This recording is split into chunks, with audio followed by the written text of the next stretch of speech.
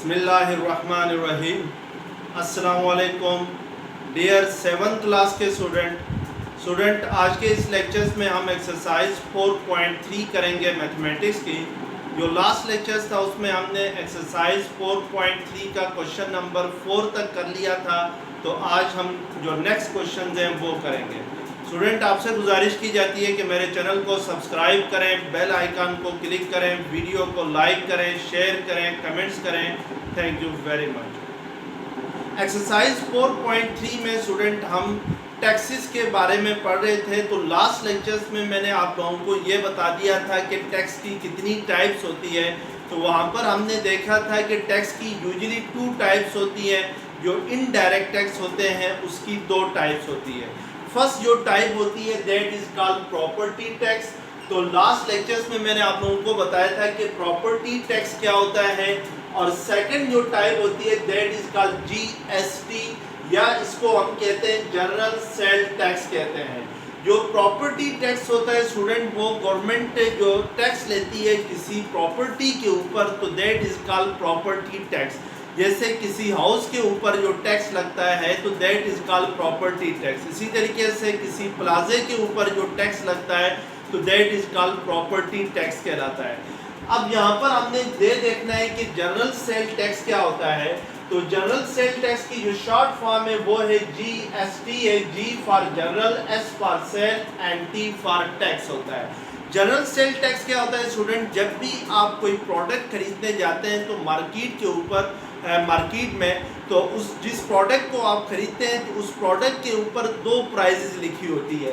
एक original price होती है उस प्रोडक्ट की, और सेकंड जो प्राइस होती है दैट इज कॉल्ड जीएसटी।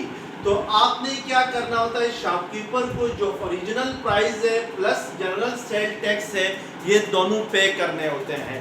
यानी इसका मतलब है कि जब भी हम मार्केट में कोई चीज़ परचेज करने जाते हैं तो फिर उस टाइम हम लोग जो जनरल सेल टैक्स है वो गवर्नमेंट को क्या करते हैं, पे करते हैं।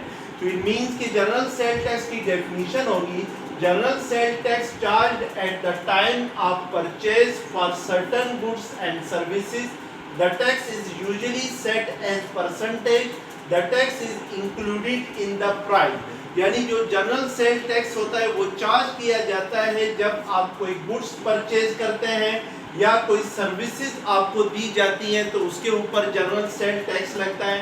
और ये जो टैक्स लगता है ये यूजुअली परसेंटेज के हिसाब से लगता है। यानी जैसे 17% का टैक्स हुआ, 3% का टैक्स हुआ, 2.5% का टैक्स हुआ। जैसे लेट्स सपोज मैं अगर ये मार्कर खरीदता हूँ तो इस मार्कर की जो ओरिजिनल प्राइस है लेट्स सपोज अगर वो 50 रुपीज़ है और इसके ऊपर जो जनरल सेल टैक्स है मैं वो कहता हूँ 10 रुपीज़ है, तो इट मीन्स के टोटल मुझे जो रुपीज़ पे करने होंगे वो कितने करने होंगे, इस मार्कर के लिए 60 रुपीज़ पे करने होंगे। तो ये जो 60 रुपीज़ है that is called cell price of this marker.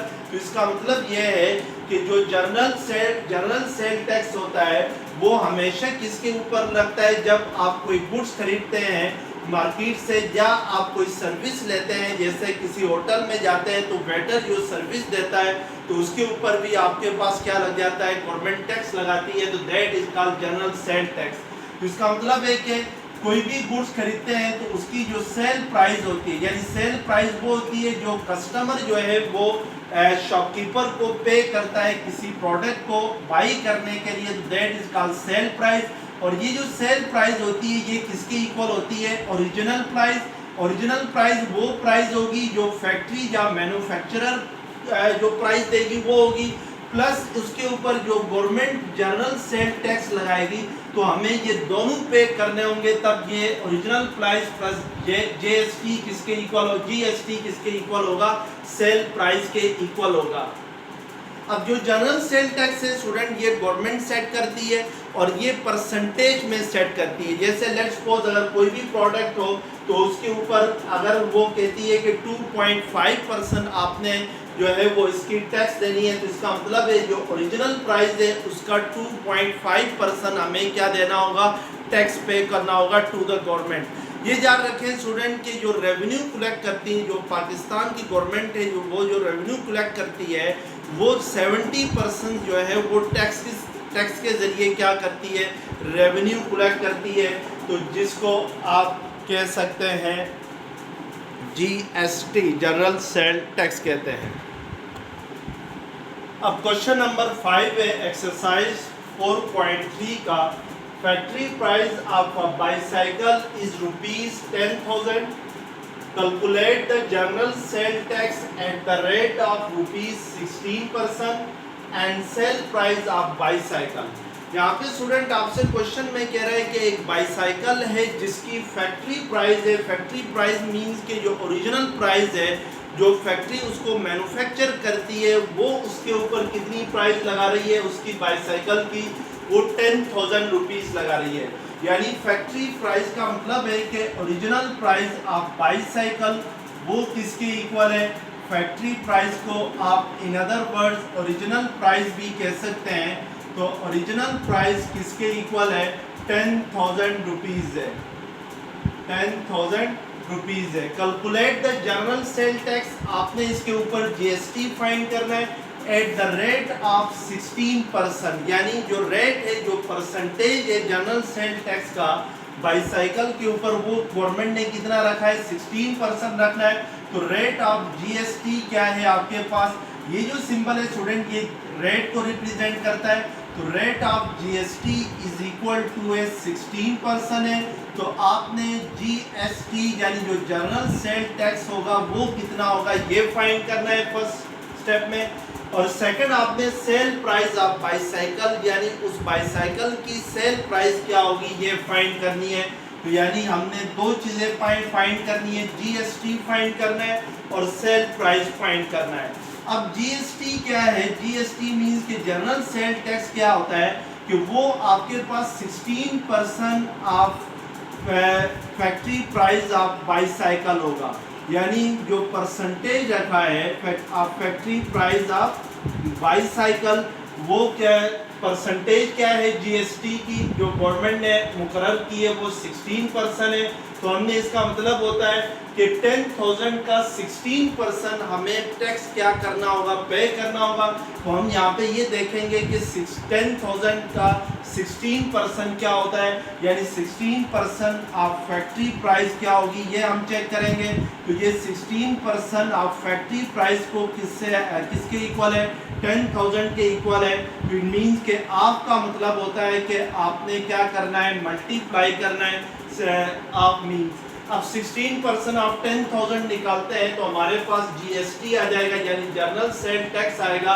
तो ये 16% का सिंबल अगर रिमूव करें इस परसेंटेज का सिंबल, तो डिनोमिनेटर में हम क्या लगाएंगे, 100 लगाएंगे, मल्टीप्लाई बाय क्या होगा, 10,000 होगा। तो ये दो जीरोस क्या हो जाएंगे, कैंसल। तो which is equal to 1600 rupees will be general sale tax, यानी जो बाईसाइकिल के ऊपर जो टैक्स लगेगा जिसको हम जीएसटी कहेंगे वो कितना लगेगा, 1600 रुपीज़ का लगेगा। अब हमें पता है कि सेल प्राइस, सेकंड स्टेप में हमने सेल प्राइस फाइंड करनी है। तो सेल प्राइस ऑफ बाईसाइकिल क्या होगी, original price plus general sale tax होगी, यानी ओरिजिनल प्राइस वही होगी जो फैक्ट्री प्राइस है, तो वो आपके पास क्या थी, 10,000 रुपीज़ थी। और जो जीएसटी आ गया है वो किसके इक्वल आ गया है, 1600 के इक्वल आ गया है। तो इट मीन्स के 10,000 को आपने 1600 में क्या करना है, ऐड करना है। तो ये 11,000 क्या आ जाएगा, 600 आ जाएगा। तो this will be the sale price of the bicycle. तो इस तरीके से हम लोग सेल प्राइस फाइंड करेंगे। अब क्वेश्चन नंबर 6 है आपके पास, the sale price of a table is ₹9,360 including sale tax at the rate of 17%। Find the original price of table. यहाँ पे स्टूडेंट आपसे कह रहा है कि एक टेबल है उसकी सेल प्राइस जो है वो है 9,360 रुपीज़ है, और इस सेल प्राइस में जो जनरल सेल टैक्स है वो भी इंक्लूड हुआ है। और जनरल सेल टैक्स का जो रेट है वो क्या है, 17% है। और आपसे कह रहा है कि फाइंड द ओरिजिनल प्राइस, यानी इसकी ओरिजिनल प्राइस क्या होगी ये फाइंड करें। अब हम सबसे पहले यहाँ पे चेक करेंगे कि हमें गिवन क्या क्या है। हमें गिवन है टेबल की सेल प्राइस गिवन है, सेल प्राइस किसके इक्वल है 9360 रुपीस के इक्वल है, एक बात। और सेकंड बात जो है कि रेट ऑफ जीएसटी गिवन है और रेट ऑफ जीएसटी किसके इक्वल है 17% के इक्वल है। और हमने फाइंड क्या करना है, हमने फाइंड करना है original price of table find करनी है या factory price of table find करनी है। तो हम यहाँ पर ओरिजिनल प्राइस को लेट करते हैं, यानी जो ओरिजिनल प्राइस है जिसको हमने फाइंड करना है उसको हम लेट करते हैं किसके इक्वल, सपोज करते हैं लेट करते हैं x रुपीस के इक्वल। अब जो जीएसटी होगा वो स्टूडेंट इस x रुपीस के ऊपर हमेशा जीएसटी यानी जनरल सेल टैक्स लगता है वो ओरिजिनल प्राइस के ऊपर। तो इसका मतलब है कि जो रेट ऑफ जीएसटी है वो किसके इक्वल है 17% है। तो अमाउंट ऑफ जीएसटी क्या होगी 17% ऑफ x होगी। तो 17% ऑफ x को आप 17 divided by 100 multiply by x लिख सकते हैं which is equal to 17 by 100 x आ जाएगा। तो इसका मतलब है कि अमाउंट ऑफ जीएसटी क्या आएगी 17 बाई 100 x आ जाएगी। अब हमने स्टूडेंट हमें पता है कि जो original price plus general sale tax जो होती है यानी जो जीएसटी होती है वो किसके इक्वल होती है, वो सेल प्राइस के इक्वल होती है। अब ओरिजिनल प्राइस हमारे पास क्या आ गई है, ओरिजिनल प्राइस को हमने लेट किया है x के इक्वल, तो इसकी जगह हम x रखेंगे। और जो जीएसटी आ गया है वो किसके इक्वल आ गया है, वो आपके पास 17 बाई 100 x आ गया है, तो इसकी जगह 17 बाई 100 x लिखेंगे। प्लस सेल प्राइस किसके इक्वल है 9360 के इक्वल है, तो इसकी जगह हम 9360 लिखेंगे। अब इस इक्वेशन को हम सिंप्लीफाई करते हैं तो राइट हैंड साइड पे 100 एलसीएम आ जाएगा, तो ये 100 इस x के साथ मल्टीप्लाई होगा तो 100x plus 17x is equal to 9360 आ जाएगा। तो 100 प्लस 17 क्या होता है 117x और 100 सेकंड साइड पे जाके 9360 के साथ क्या होगा मल्टीप्लाई होगा। अब x किसके इक्वल आ जाएगा 9360 मल्टीप्लाई बाई 100 डिवाइडेड बाई 100 क्या आ जाएगा 17 आ जाएगा। तो इसको अगर हम कैलकुलेटर के ज़रिए क्या करते हैं मल्टीप्लाई करते हैं तो आपके पास ये आता है 8000 आता है।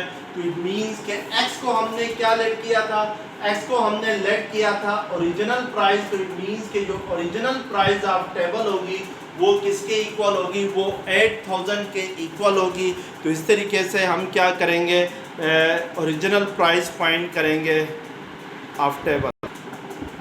अब क्वेश्चन नंबर 7 है Rustam runs 5 shopping centers worth ₹5 crore. Last month he paid a property tax of ₹10 lakh in total. Part 1 इसका है find the rate of property tax और पार्ट 2 है find the property tax of each shopping centre at the same rate. Student ये जो आपके पास question है ये property tax का क्वेश्चन है। क्वेश्चन में आपसे कह रहा है कि रुस्तम के पास 5 शॉपिंग सेंटर्स हैं और उन 5 शॉपिंग सेंटर्स की जो टोटल वर्थ है यानी जो टोटल कीमत है वो कितनी है, वो 5 करोड़ है। अब आपसे कह रहा है कि लास्ट मंथ यानी आखिरी मंथ में ही paid a property tax of ₹10 lakh, यानी in total 5 centre shopping centre का जो उसने प्रॉपर्टी टैक्स पे किया है लास्ट मंथ में आखिरी महीने में वो 10 लाख रुपीस किया है। अब आपसे पूछ रहा है पार्ट 1 में find the rate of property tax, यानी जो रेट ऑफ प्रॉपर्टी टैक्स होगा वो क्या होगा। पार्ट 2 में आपसे पूछ रहा है find the property tax of each shopping centre at the same rate, यानी अगर इसी रेट के साथ वो टैक्स पे करता रहे तो फिर हर शॉपिंग सेंटर का टैक्स कितना होगा, हमने ये 2 बातें बतानी है। तो सबसे पहले हम रेट फाइंड करेंगे। तो रेट हमेशा स्टूडेंट लगता है जो टोटल वर्थ है उसके ऊपर। अब रुस्तम जो है यहाँ पर जो टैक्स पे कर रहा है वो कितना कर रहा है 10 लाख रुपीस टैक्स पे कर रहा है और total worth of shopping centre क्या है 5 करोड़ है, तो इट मीन्स कि हम यहाँ पे ये देखेंगे कि जो 10 लाख है वो 5 करोड़ का कितना परसेंटेज है। तो हमने यानी परसेंटेज फाइंड करना है। क्या परसेंटेज फाइंड करना है? प्रॉपर्टी टैक्स परसेंटेज फाइंड करना है। इसको मैं टैक्स परसेंटेज कहूँगा। टैक्स परसेंटेज क्या होगा आपके पास? आपने फाइंड करना है कि how much of 10 lakh is 5 crore, यानी जो 10 लाख है वो 5 करोड़ का कितना परसेंटेज है। तो उसके लिए आपने क्या करना होगा? 10 लाख को डिवाइड करना होगा 5 करोड़ के साथ और फिर इसको मल्टीप्लाई करना होगा किसके साथ? 100 के साथ। तो आपके पास क्या आ जाएगा? प्रॉपर्टी टैक्स आ जाएगा। तो अब इसको हम लोग अगर ये 6 जीरोस, इन 6 जीरोस के साथ क्या हो जाएंगे? कैंसिल हो जाएंगे। और ये जीरो के साथ कैंसिल होगा। तो 5 1 5, 5 2 10। इट मीन्स के 10 लाख जो 5 करोड़ का परसेंटेज है वो क्या है? 2% है। तो इसका मतलब है कि रुस्तम ने जो टैक्स पे किया है वो किस रेट से पे किया है? 2% के रेट से के साथ पे किया है। अब पार्ट 2 में आपसे कहता है find the property tax of each shopping centre at the same rate, यानी इसी रेट के साथ, यानी 2% के रेट के साथ अगर वो टैक्स पे करता रहे तो फिर हर शॉपिंग सेंटर का टैक्स क्या होगा? तो पहले हमें यहाँ पे वर्थ फाइंड करनी होगी ऑफ ईच शॉपिंग सेंटर। तो हमारे पास टोटल शॉपिंग सेंटर कितने हैं? 5 है। और 5 शॉपिंग सेंटर्स की जो वर्थ है यानी जो कीमत है वो क्या है? 5 करोड़ है। तो हमारे पास फिर वर्थ ऑफ वन शॉप क्या आ जाएगी? पहले हम worth of one shop find करेंगे, यानी एक शॉप की जो कीमत है वो फाइंड करेंगे। तो उसके लिए हमें 5 करोड़ को किससे डिवाइड करना होगा? टोटल 5 शॉप्स हैं तो 5 से डिवाइड करना होगा।